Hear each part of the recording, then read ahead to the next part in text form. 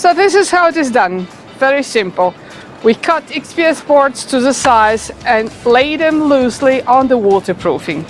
This is the inverted roof assembly.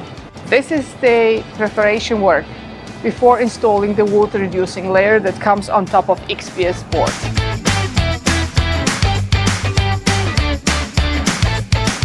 This white sheet is a very thin polyethylene foil which is used as a water reducing layer.